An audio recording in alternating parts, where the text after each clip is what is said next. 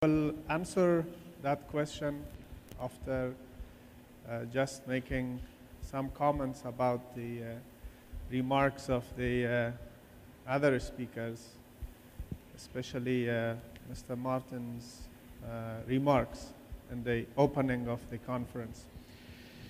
He said, the war in Afghanistan is ending. The war in Afghanistan is not like a bicycle race to have a start and finish line. That is the Western narrative to say the Afghan war is ending. We are not seeing how it is ending, but what we are seeing is the strong will of the Western nations, which emerged immediately post 9/11, to finish off extremist militancy in our part of the world and not allow something called ungovernable areas or black holes to exist in that part of the world. That strong willingness and that strong political will is ending, but not the Afghan war. Because what is the Afghan war? The Afghan war is between democratic space, assisted and aided by United States and rest of the world, and on the other side, extremist groups, Taliban, Al-Qaeda, like-minded Pakistani extremist groups, aided by Pakistan, battling us. That is not ending. The casualties are as high as they were 2 years ago, as they were in the beginning of the surge in 2009. In the last 3 months, Afghan police force alone suffered 800 casualties, killed or wounded. And the wounded are the people who will not be able to go back into their duties and perform and work as normal human beings. They have been maimed for their life. So it's not a matter of pessimism or optimism, and I think we need to stick to a realistic narrative.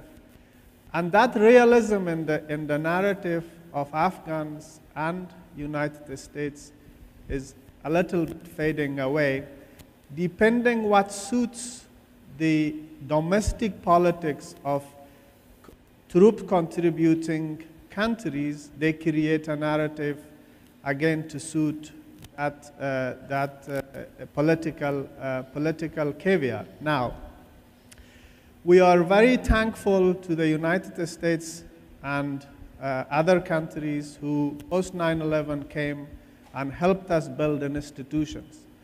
Mr. David Sidney, as he said, I agree with him, we have institutions which we did not before. We have a police force, we have an army, we have intelligence, we have parliament, we have a robust education system, we have a health system, and these are achievements largely because of the help from the United States, Western Europe, other countries that we have it. But also, there was another point mentioned. They said, the US public is tired of a decade of war. Put yourself in the shoes of an Afghan. We have been for over 35 years in war. We fought the Soviets. We were promised a better future by our allies. But then came the collapse of the Soviet Union. The West achieved its macro strategic objective, which was to see the Soviet Union gone and defense budget of the Western countries decrease. Then the war in Afghanistan was termed a civil war. We were abandoned. And it was said that it's in the blood of Afghans that they fight each other for control of the state resources or control of natural resources or for tribal and ethnic supremacy. I am gradually seeing that narrative re-emerge with the sentence saying, as it was said, the war in Afghanistan is ending. What will be there as instability, fighting, terrorism, blasts, will be part of the Afghan life. So my concluding remarks to this question is, the fundamentals have not changed. And those fundamentals are, sanctuaries are still there. The relationship between Afghanistan and Pakistan is at its lowest record ever.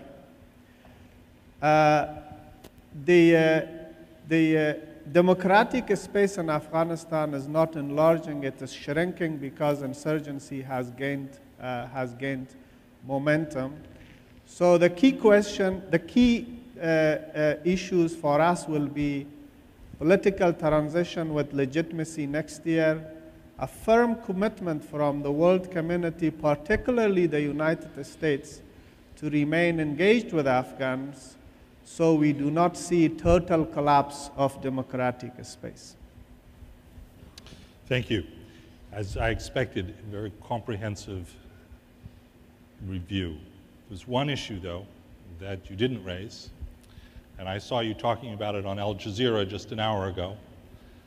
There is a very common wisdom out there that the real solution to the problem in Afghanistan is some kind of political process, that there should be negotiations between the Taliban and Kabul to try to find a negotiated end to the conflict. A, do you think that's realistic? Is there a real possibility of negotiations with the Taliban? And B, is there a false hope here that's being propagated that there is some magic solution to Afghan problems if only we can reason together in Doha or someplace like that? First of all, taking into view and consideration the suffering of the Afghan people over the last 4 decades, I would say there is genuine desire to have peace. Afghanistan has gained massive soft power. As I said earlier, we have a functioning education system, a relatively functioning health system.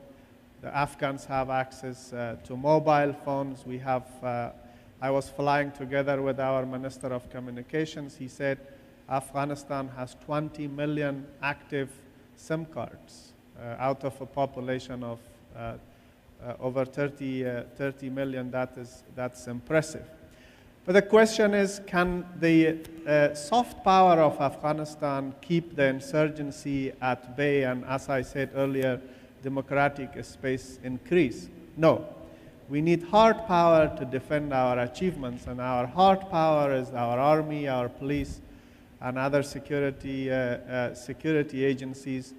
The defense forces of Afghanistan, they do not have, let's say, conventional strength per se. These are forces half equipped, still not fully trained and well equipped to defend Afghanistan's territorial integrity against a more robust infiltration and, from our neighboring countries, particularly Pakistan, or to defend Afghanistan post-2014 if we are not aided by mentors and air assets of NATO and constant embedded special forces officers. But now, can we negotiate with the Taliban? And who are the Taliban? Where are they? I have said this time and again, we kill a lot of expendable Taliban. If you read about Afghanistan's situation, you will find out NATO killed this number of Taliban in this province or that province. But these are expendable Taliban. These are foot soldiers who are sent from sanctuaries, who are sent from Pakistan to be killed in Afghanistan. The number of real Taliban killed is minimum. the only big name that has been killed from the Taliban leadership is Mullah Dadullah, who dared to venture out from Pakistan and came to Helmand back in 2007, and he did not survive for 2 months. He was killed. So the Taliban Command and Control Center is not in my soil. It's not in Afghanistan. So what do they want? Why they are not coming to the negotiations? There is a perception problem. Perhaps it's not perception. Perhaps it's a reality. Pakistan and Taliban believe that they are about to win the marathon. It is another mile that they have to run. If they have managed to stay relevant for 13 years, they can wait another year. And they can wait another year. They can wear down the patience of NATO and United States. And they are hoping to have a stronger position in for bargaining in the negotiations table. Now, let us have a jump and say we are in 2014 and we have this oddly decorated table where on one side we sit and on the other side the Taliban. What do they want? If Taliban become democratic, which is our dream, which is our wish, which is what you want, which is what we want, they will melt down.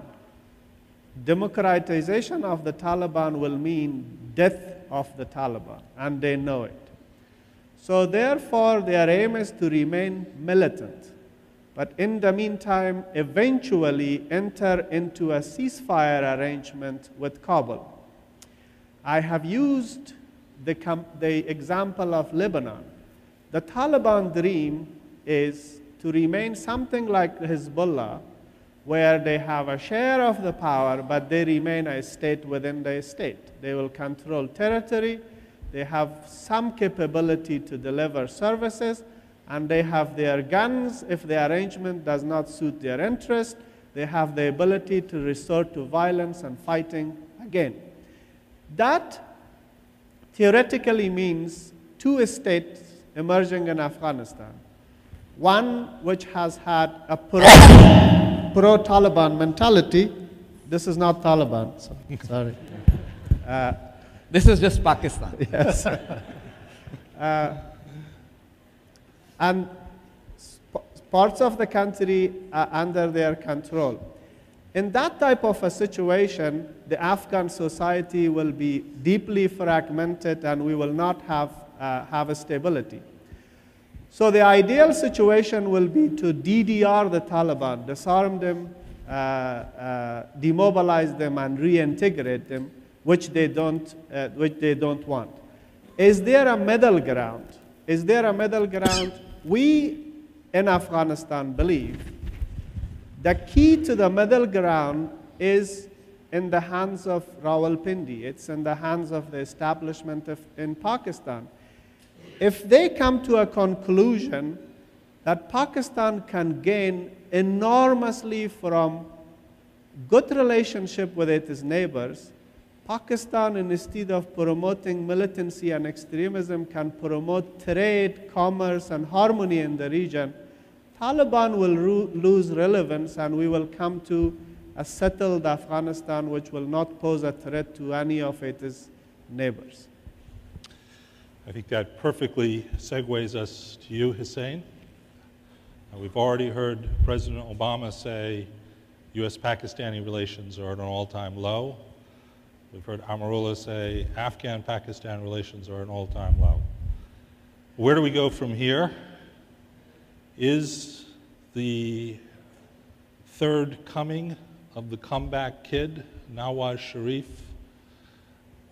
reason for hope, change, or is Pakistan still stuck between mosque and military? Let me just begin by saying that it's very interesting that you had to have three officials, an American, a Pakistani, and an Afghan, who all left their government to be able to have an honest discussion about Afghanistan and Pakistan out here. I tried to choose wisely.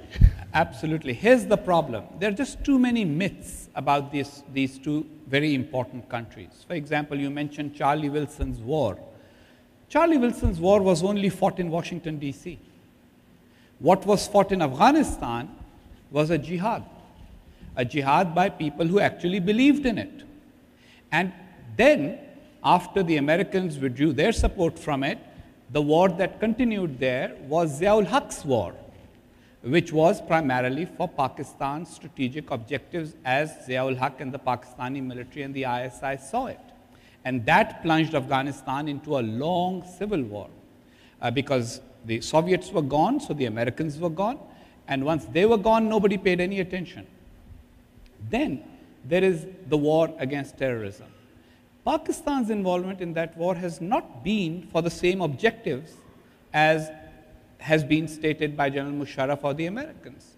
The fact of the matter is that Pakistan is still continuing with the same war that was there before, which is a kind of a strategic depth argument that Afghanistan is our natural backyard, that we need to exclude India from any influence in our northwest, and to settle the Pashtunistan question, which still rankles in the minds of Pakistani establishment, even if Afghanistan has not officially raised it for a long time.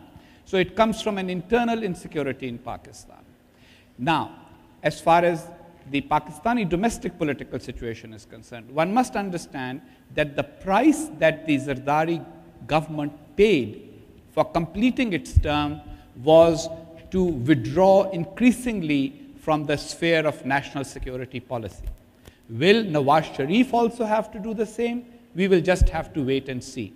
He may bring about better economic management. He does represent, of course, an overwhelming majority of Pakistani voters' aspirations. People have voted for him.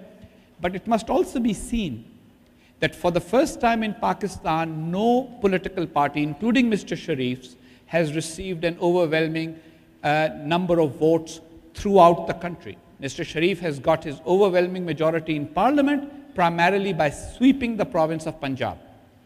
He has no seats, or very few seats from other provinces, and that really creates a problem for what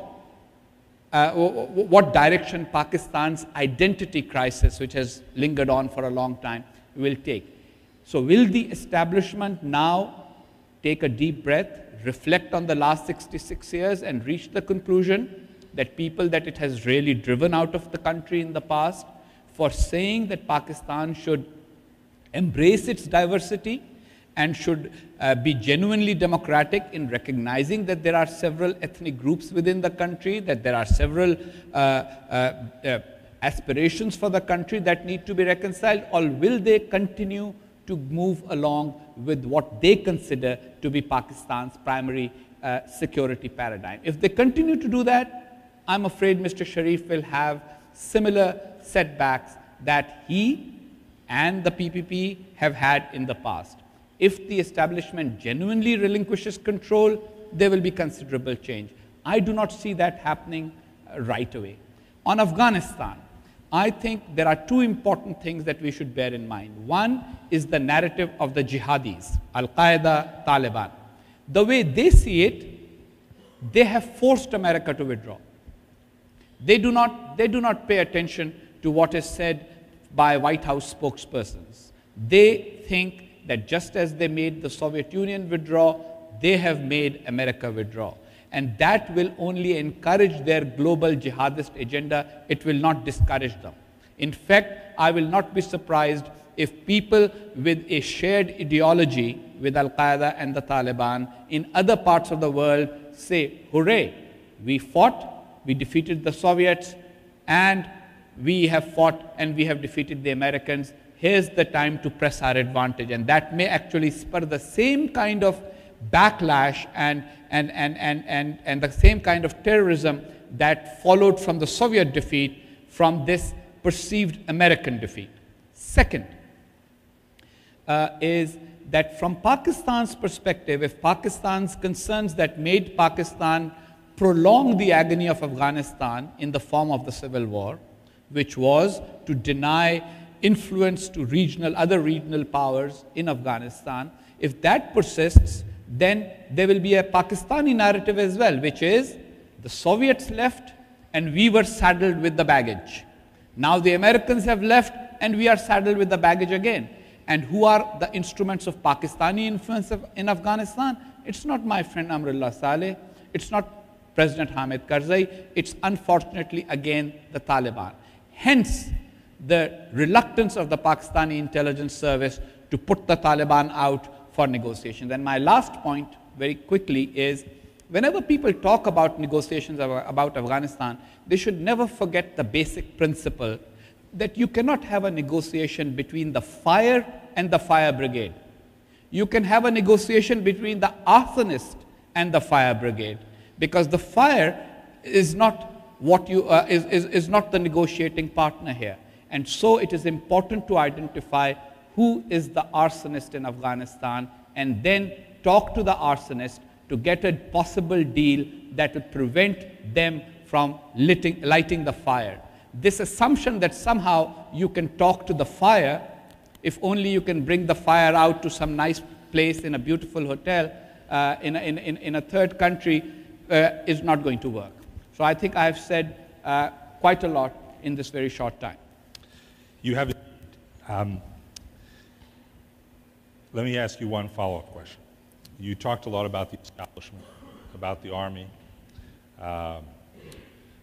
who I think, if I understood, might also be subtitled the arsonists. This fall, Pakistan's Chief of Army Staff will transition. In many ways, that may be a more important transition than the democratically elected transition. Pakistani Army is, for Americans and other outsiders, a very, very difficult institution to understand. Do you see prospects for real change in the Army with a change in command this year? And what is it that the Army wants, especially in Afghanistan, but more broadly? Look, again, I mean, it's, with Americans, I always remind them that they are a nation whose attitude to history is that, you know, the phrase "that's history" means that's irrelevant. But history is very important. And in case of a country like Pakistan, which has a very short history, but a desire to compete with a nation or nations around it with much longer history, history is all important. So here's the problem. The Pakistani military's individual changes have changes of style, but there is a worldview. Pakistan takes pride in being an ideological state. People like me would want it to be a pragmatic state, a state that actually has policies, not a belief system. And because of that ideology, the changes in the leaders are not as deep as Americans often take it to be. How much was the real difference between Ziaul Haq and Musharraf? I mean, yes, Ziaul Haq served orange juice, Musharraf was willing to serve scotch. But that really is not the basis of the huge difference. In terms of the fundamentals, Musharraf's worldview, I mean, you should read the comments that sort of people who interacted with Ziaul Haq, they make about his views on India, his views on Afghanistan, his views on Iran, his views on Pakistan's national security, and then you should read the same of Musharraf. Then move forward and come to the current leadership of the Pakistani army. And the views are again not very different. They're just adapted, but here is a fundamental construct. And that construct is that Pakistan is hemmed in by enemies all the time.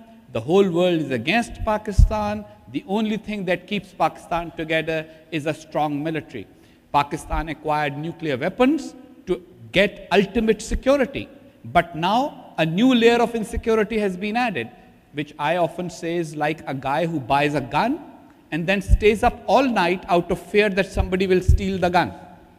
And that is the new layer of insecurity. Usually a country becomes very secure with nuclear weapons, but, you know, unless you're Kim Jong-un and North Korea. So Pakistan's security paradigm needs an open debate. And Pakistanis like me who want that open debate are not necessarily welcome now, because it's easier to keep that paradigm alive by not allowing it to be debated. But if there's a genuine debate in Pakistan, people will say, how much security do we really need? what are our security threats? Will a sovereign, independent, democratic Afghanistan be a threat to us, or will it be a partner for us? Why can't we have a friendly government in Kabul by befriending the government in Kabul instead of trying to impose a government in Kabul, which is what Pakistan has tried to do since 1989. So those are debates that are not necessarily present in Pakistani society. And the Pakistani military, it's a very disciplined institution. It's an institution that is trained through us in a certain manner. I personally feel that the overemphasis on individuals that Americans sometimes have in policy does not necessarily apply to a state like Pakistan. And as ambassador, when I was in an official position, you may recall that I used to say that quite often, that the US government needs to acknowledge, look, if you're conducting war and you do not want to acknowledge that you are, then you will create problems. You will give the other side the opportunity. If you announce how many casualties have resulted from a strike, then you have a counter narrative. Otherwise, the narrative is only one-sided, and that is drones somehow kill civilians. Secondly, there is the surveillance function of the drone, which is far more important. I mean, these drone strikes have become they've become the lightning rod because that's what gets talked about. But for every strike, there's thousands of hours of flights that have taken place, primarily gathering intelligence. And here's the point that I used to make in government and I'm making out of government. If there are going to be parts of a country where the country's government's writ does not run, then somebody will have to exercise some kind of surveillance there to be able to find out what's happening there if it's going to affect every other country. Like I always argued that bin Laden violated Pakistani sovereignty first. Everybody talks about the American violation of Pakistani sovereignty in taking out bin Laden, but nobody talks about the fact that he was also violating Pakistani sovereignty by operating out of Pakistani territory without Pakistani official sanction.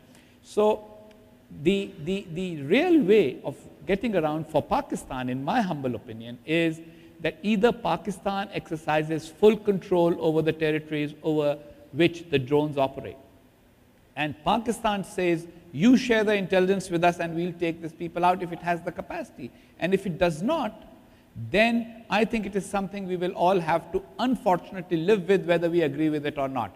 Because let us be honest, a drone strike causes far less fatalities and casualties than a B-52 bombing would, or for that matter, an F-16 strike would, which is the Pakistani official way of dealing with these situations in remote mountains.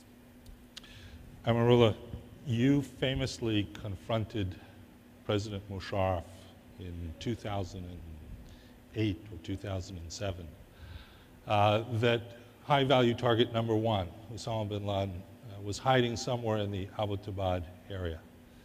If I recall, his reaction to you was, what do you think my country is, a banana republic? Is Pakistan's tolerance of terrorism receding at all? Do you see any way it is? And how do you think the United States should deal with Pakistan's tolerance of terrorism and unwanted guests, if they are unwanted, like Osama bin Laden and now Ayman Zawahiri and Mullah Omar? I don't think Osama bin Laden violated Pakistani sovereignty. He went to a country where he was welcomed both by political forces and by some consent of specific circles in the establishment. Now, to recall that famous conversation I had with ex-President Pervez Musharraf in Pakistan, this is what we brought into his attention. We said, Excellency, we have reports which suggest, and we are very confident of our information, that bin Laden is not in tribal areas. He's not hiding in the mountains. He's not walking every day to dig another cave or find a sanctuary in the wild tribal areas of Pakistan. We, based on circumstantial evidence and some hard evidence, we believe he is in Montserrat. I didn't pronounce the word Abbottabad, but Abbottabad and Montserrat are about 12 miles away from each other. They are not far away from each other. And he got very emotional, and he said Pakistan is not a banana republic, and I do not buy intelligence from lowly Afghan intelligence, etc., etc. But we were proven right. Years later, bin Laden was found in Abbottabad. Before coming to Doha 2 days ago, I spoke to an ex-case officer who for years has been watching Abbottabad and Montserrat. He's out of his job. And bin Laden's compound was not the only Al-Qaeda compound in Abbottabad. There are other Taliban and Al-Qaeda compounds there. Post that famous operation, probably Al-Qaeda compounds have closed down, but this officer has been telling me that until a few months ago, famous Taliban leaders still resided either in Abbottabad or near Abbottabad. Now, what we as Afghans propose to the Pakistani government is this. We say, because you have been giving refuge and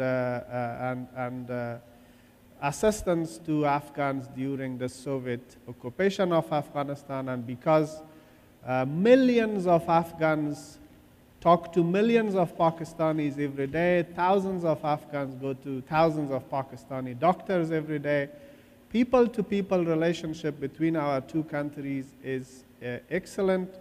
What you need to do is stop recognizing the defunct emirate of Mullah Omar and recognize Kabul as the legitimate state of Afghanistan. If you stop dealing with non-state actors, if you stop dealing with groups that you wish to come and dominate politics of Afghanistan, you can influence Afghanistan legitimately. You can overcome those concerns and anxieties that you have, believing and thinking that Afghanistan may be used against Pakistan. There is a soft way, there is a civilized way of discussing those issues with us. So the Pakistan policy has been, they sort of slap the Afghans 10 times and then they say, we are friends. That has not worked in the past 2 decades at least. They have bombed our graveyards, they have bombed our hotels, they have assassinated our political leaders, they have bombed our national days, they have tried to assassinate our president, they have done all sorts of things, but then they say we are victims of terrorism. It is very difficult for Afghans to believe they are victims of terrorism while we understand and they admit that they are with the Taliban. Now, every time I am asked if we have a smoking gun as a hard evidence in our hand to show they are with the Taliban, with all due respect to the host country, supposedly there is a Taliban office here. Where are they come from? They fly either from Islamabad or Karachi. When they come to Doha, they come from Karachi, Islamabad, or Lahore. And when they go back for consultation with their leaders, they go from Doha to Karachi or Islamabad.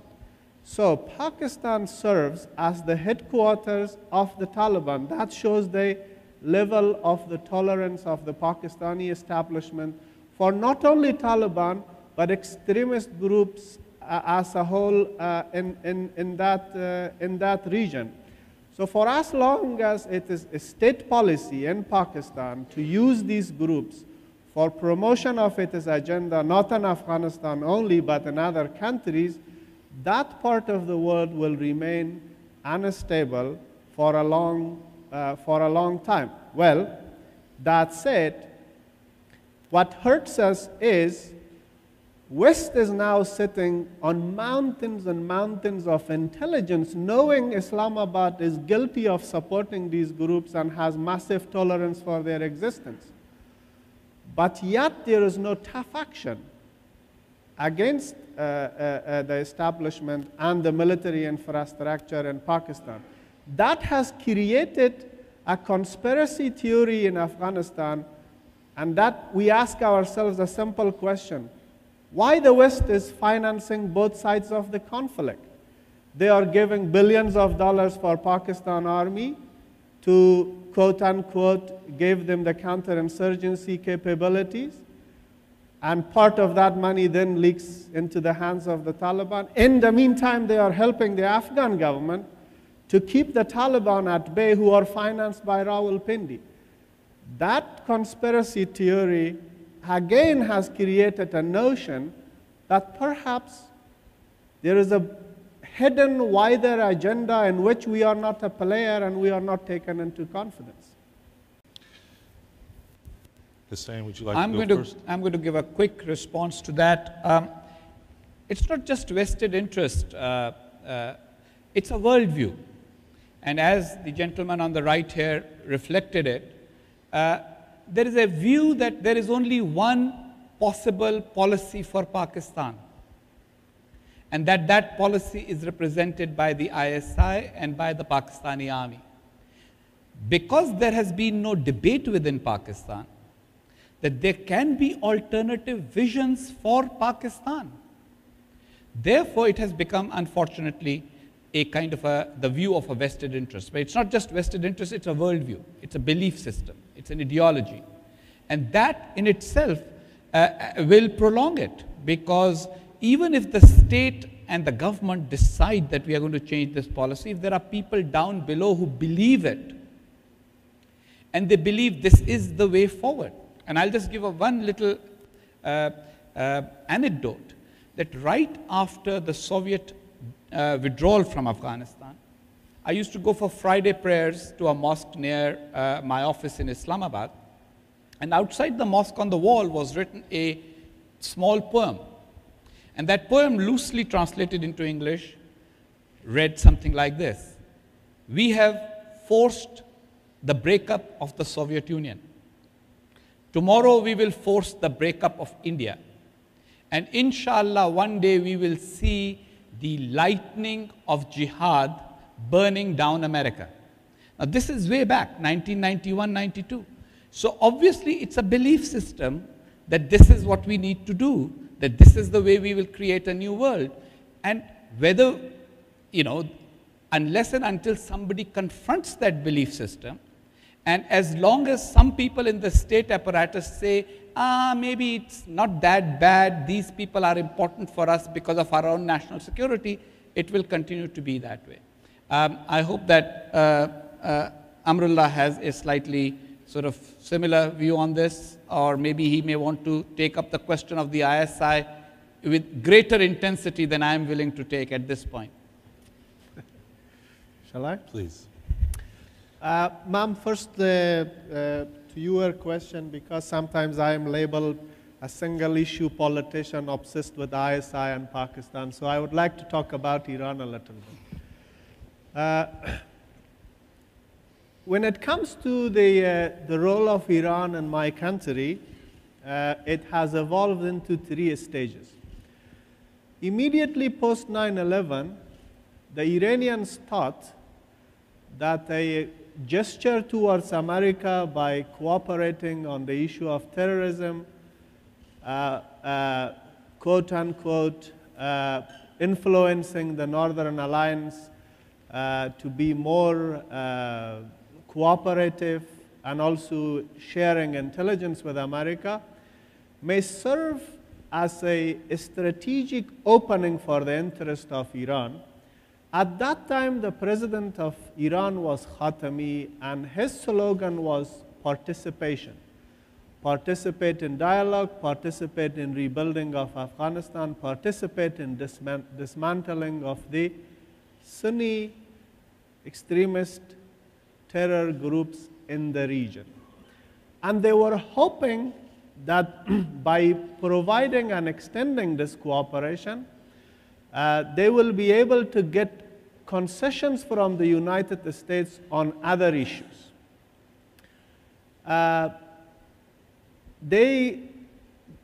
they stopped this attitude or this phase of cooperation end of 2003 because United States did not welcome it. And United States did not give a high value to the Iranian cooperation. And now there is a lot of material emerging, stories from United States, books written from other corners and revealing what was a few years ago secret and hidden. Now it is available, and you can also find it in open sources. Then came the second phase with election of President Mahmoud Ahmadinejad. He believed that benign and soft policies of Khatami were counterproductive. Not only the United States did not give any value to the Iranian cooperation, it did not lead to a strategic opening in the relationship between the two countries. So let us have a tough stand both in Afghanistan and in the region and stop any type of cooperation. So let us say since 2005, the Iranians re-established links with all sorts of groups inside Afghanistan. But the Iranian policy in Afghanistan has been mainly standing on three pillars. Pillar one, maintain close, good, and friendly relationship with Kabul. And this has been admitted and acknowledged by President Karzai, and they have helped the state of Afghanistan in various ways. As I joked earlier with my friend, Mr. Rydell, they have given money on the table, under the table, so that's no longer a secret. Pillar two of their strategy has been to maintain a balance by having relationship with democratic opposition, expanding the cultural influence of Iran, financing what they call value-based media outlets in Afghanistan, and also deepening the historical ties, not necessarily through state channels, but through non-state channels.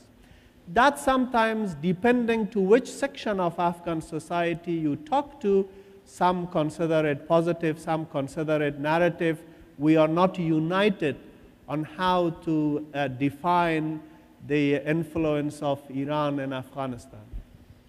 And the third pillar of the Iranian policy has been, okay, there is this notion that Iran is under siege because of the US presence in the region. Iranians say, well, these troops being so close to us means they gave us the ability to strike at targets of our choice if Iran comes under attack. So therefore, maintaining links with proxy groups with capability of striking at US interest in the region is part of the Iranian strategy, which means basically that old saying of the enemy of my enemy is my friend.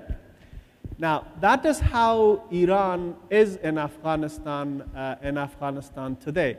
But for pushing the Taliban to negotiate with the Afghan state, the Iranian influence on Taliban is not deep. It is an opportunistic relationship. But for pushing the Taliban to negotiate with the Afghan state is through Islamabad, through Rawalpindi. But on the role of the ISI, when we talk about the ISI, we specifically talk about three departments of ISI who are involved in Afghanistan, and their involvement goes back to the very early days of the creation of Pakistan as a state. But these three departments of ISI were massively assisted back in the 80s by the NATO bloc to defeat Soviet forces in Afghanistan. And these three divisions are Directorate S, which specifically is designed for Afghanistan when it comes to sabotage, manipulation, financing, etc., etc. Then we have the SSG, a Special Services Group. This is part of the army. These are special units They were created back in the 50s with the help of the United States to be prepared for countering communist insurgency in Pakistan. But since their creation, they have been more involved with Afghan adventure until today.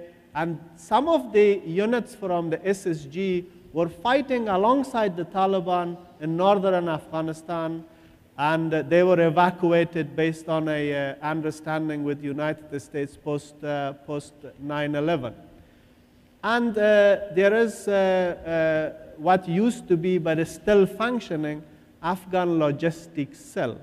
Afghan Logistics Cell is a transport network functioning within Pakistan, handled by ISI. So when they transport stuff for the Taliban, and if these stuff are stopped by regular Pakistani police, it is the ISI liaison telling them to release these convoys. Why I went into details of outlining which sections of ISI handle Afghan situation, it's because sometimes in order to justify no action or soft action against Pakistan, they say, perhaps there are rogue elements. It's a big country and big organization, rogue elements. We are not talking about rogue elements. ISI is a very disciplined organization. Pakistan Army is a very disciplined organization. You have seen very few defections of the Army officers. You have seen very few defections of the ISI officers to other countries. So they remain very loyal to the system. And I totally agree with Mr. Husain Haqqani that the country for many years is punching above its weight. They are hoping to dismember and dismantle big countries. They want to handle, while they are suffering from energy crisis, governance crisis, it is a country sinking into ethnic politics. But yet when it comes to the project of Afghanistan, they are as overconfident as they were in '88. Let's get some more questions from the audience over here, sir, right in the front. And please respond to the India question as well as any others you want. But could you start by telling us the title, the draft title of your forthcoming book? My forthcoming book is titled Magnificent Delusions: The United States, Pakistan, and the History of an Epic Misunderstanding. And it is basically about how the United States has in fact reinforced Pakistan's misunderstandings about the region in which it happens to be in, and how Pakistan's policy has made the Americans look at the region quite differently than they should have. So it's how everybody has actually reinforced each other into following policies that have brought us to this day. On the question of the Durand Line, let me just be very clear. While there may be people in Afghanistan who raise the question about the Durand Line, as far as the government of Afghanistan and the government of Pakistan, and for that matter, every other government in the world is concerned, it is a settled matter. It is the Pakistan-Afghanistan international border. And in fact, when people refer to it as the Durand Line even now, it kind of offends the Pakistanis. The problem lies in what, very interestingly, an American Secretary of State, and not one of those really illustrious ones, relatively less sort of prominent one, described, William Rogers, described as psychological/political issues in Pakistan. It's a psychological issue because it was raised in 1948. In the heart of hearts, Pakistanis have this fear the Afghans have not accepted the Pakistan-Afghanistan border as the legitimate border. Same applies to a lot of the Pakistan-India questions.